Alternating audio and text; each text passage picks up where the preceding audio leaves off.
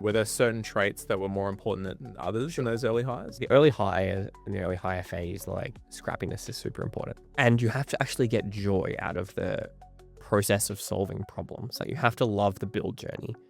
If you don't love the build journey, you're never going to work out an early stage company because it's just everything is always on fire. So really looking for unproven folks, mostly. They had some good experience, but maybe weren't proven at the level they wanted to operate at.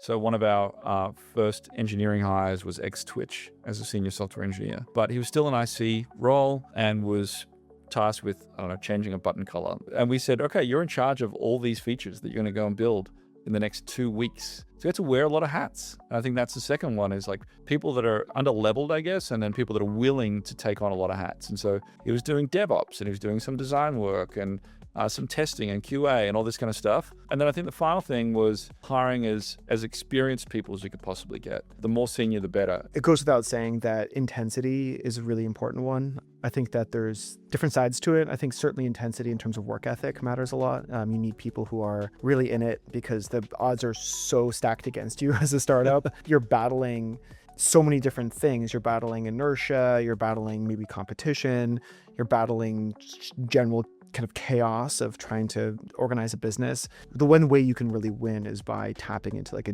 deep need that a customer has. And the way that you do that is through unmitigated intensity and focus. Being able to really effectively collaborate well between different groups matters a lot too. I believe, demonstrate success or are good indicators, right? That someone will be successful at a startup. It's that sense of accountability. My greatest hires in that space to date have been people who I think I am reminded of like they were me. My pitch to them is always basically the same thing.